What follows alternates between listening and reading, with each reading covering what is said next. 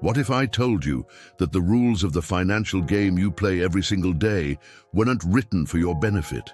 What if your paycheck, your purchasing power, and even the way you save were all part of an ancient script written centuries ago that repeats itself with every new generation?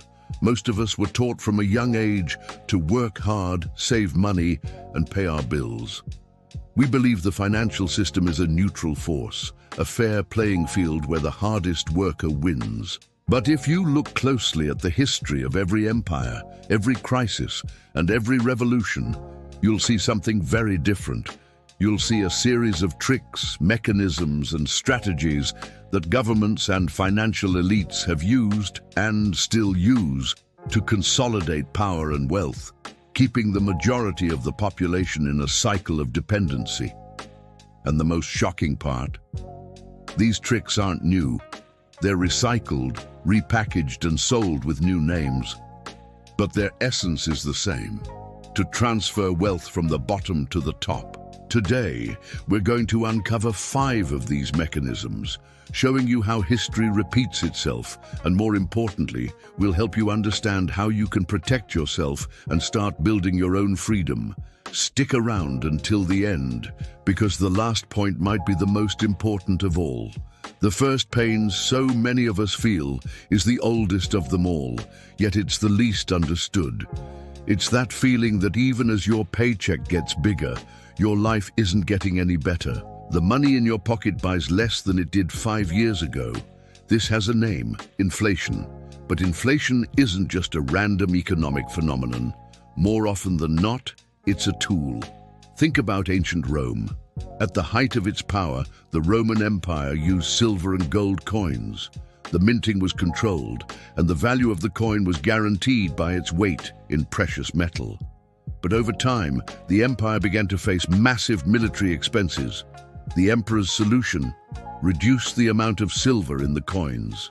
They mixed the precious metal with copper, and the denarius, which was once almost pure silver, became a copper coin with only a thin silver wash. The empire pretended nothing had changed, but everyone who saved coins, everyone who worked for a wage, felt the price. Inflation skyrocketed, savings evaporated, and wages couldn't keep up. It was a silent tax on the population, a way to fund wars without having to announce new levies. You might be asking, what does this have to do with my life today? The answer is everything. Modern inflation is the same tactic, but with central banks instead of imperial mints. When a government spends more than it collects in taxes, it has 2 options: raise taxes openly, which is politically dangerous, or print more money. The consequence is the same. The value of the currency in circulation decreases, and everyone's purchasing power is eroded. Many of us look at inflation and feel completely powerless. We feel it's something beyond our control, an inevitable phenomenon. And in part it is, but the real pain is realizing that this devaluation isn't a bug in the system, it's often a feature. It's a trick used to reduce the real value of government debt and to finance spending without the need for an unpopular vote. The solution to inflation isn't to fight against it directly, because that's like fighting the tide. The solution is to understand the game and change your strategy. Instead of just holding your money in a bank account where it loses value every day, you can seek assets that appreciate above inflation. This includes investments in stocks, real estate, or even assets that by their nature tend to keep up with rising prices. Remember, this channel doesn't provide investment recommendations. The goal is for you to understand the concepts to make your own informed decisions. The best defense against inflation is knowledge and planning. Another common feeling is that finance is a club that most of us weren't invited to join. There's a sense that a small elite understands the secret rules of the game and is always one step ahead, while the rest of us are just trying to get by. This feeling has deep roots in history. In the 17th century, when England needed money to finance its wars against France, the government created the Bank of England. The idea was that wealthy investors would lend money to the government, and in return, the government would guarantee interest payments which would be funded by taxes. Sounds like a fair deal, right? But think about who paid those taxes.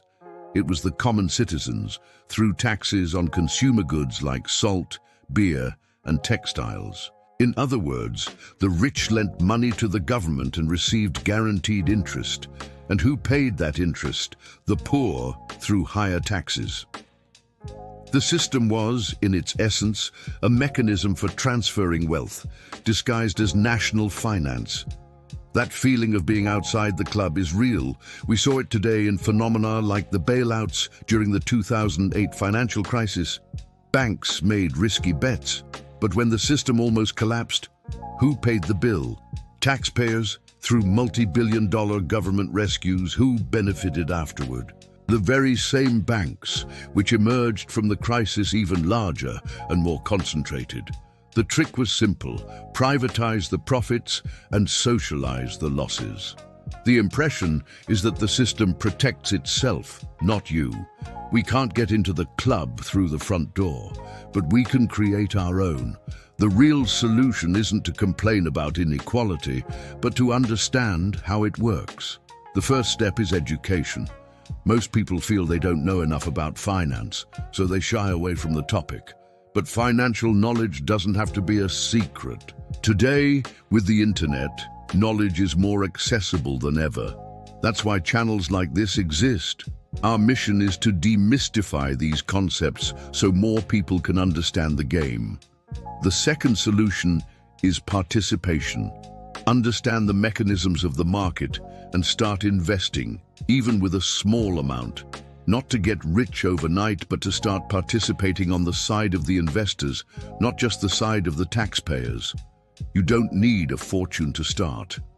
What you need is discipline and knowledge. Remember, your greatest enemy isn't the banks or the government. It's your own ignorance of the system. Most of us feel like we're always running, but never getting anywhere.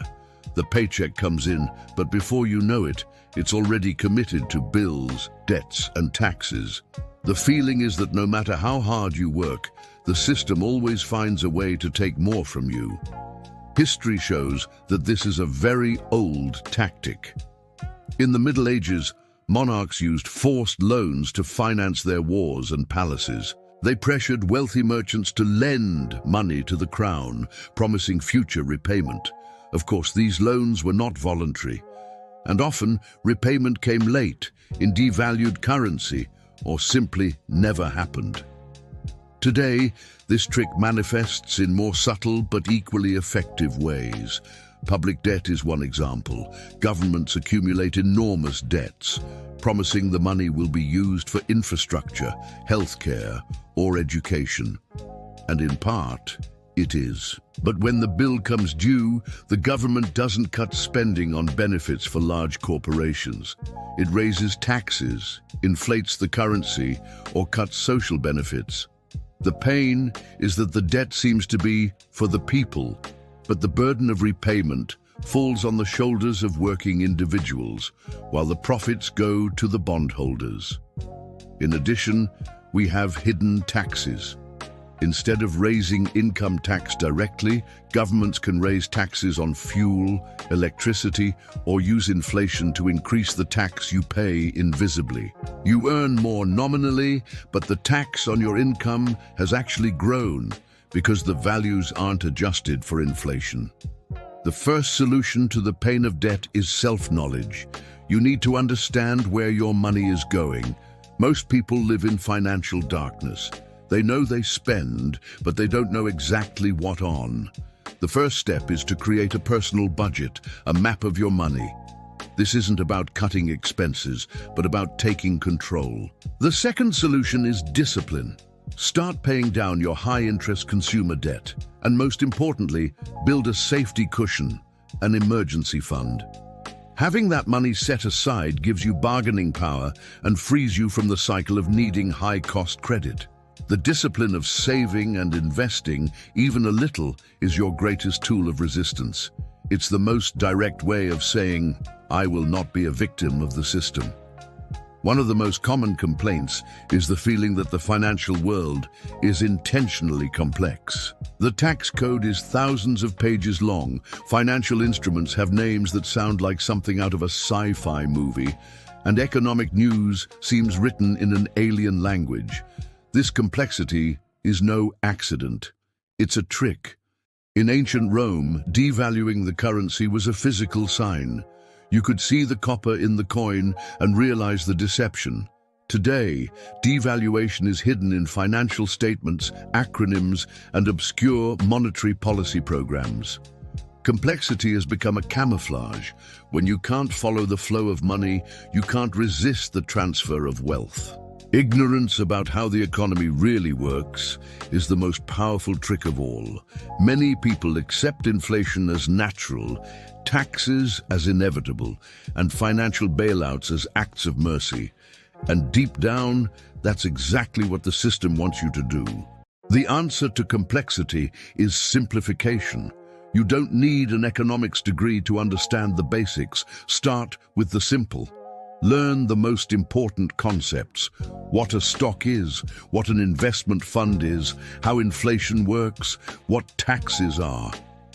Learning about finance is a form of resistance. It's a way of saying, I want to understand. And when you understand, you're harder to manipulate. Learn to invest in simple things like ETFs or low-fee investment funds. Join online communities, safely of course, and discuss finance. Knowledge is your greatest weapon against the opacity of the system. And once again, the invitation is extended. If this channel is giving you a new perspective, why not click subscribe? History has the answers and will help you find them. The final point, and perhaps the most important, is that the solution to all these pains isn't in protests, revolutions, or waiting for a change in government. The solution starts with you. Many of us were taught that wealth is a gift or a stroke of luck. But the financial history of those who have prospered, whether in ancient empires or in modern times, shows that wealth is a mindset. It's a combination of discipline, education, and most importantly, personal responsibility. This doesn't mean it's your fault you're not rich. It's not your fault you didn't have access to financial education, but the responsibility to change your situation, to seek knowledge, and to apply discipline is yours. Most people focus on earning more, but they ignore the art of spending less and investing the surplus. They buy cars they can't afford, use credit cards as if they were an extension of their salary, and go into debt to maintain a lifestyle that isn't real. And when inflation bites or when the economy slows down, they become the first victims. The solution is to shift your mindset from victim to agent. The first step is to stop blaming the system and start understanding its rules. The second is to start acting. Don't wait for a crisis. Don't wait for the perfect opportunity. Start today. Starting point 1, study. You don't need a degree. Watch videos, read books, seek information from reliable sources. Starting point 2, plan. Create your budget. Define your short-term and long-term goals. Starting point 3, invest. Start small. The power of compounding is real, and time is your greatest ally. History doesn't repeat, but it rhymes. The financial tricks that kept Roman citizens poor are the same ones that empty your bank account today, just in modern language. The only difference is whether or not you'll recognize them in time. Financial education isn't just about numbers and charts. It's about power. It's about your ability to make informed decisions and build a more secure financial future for you and your family.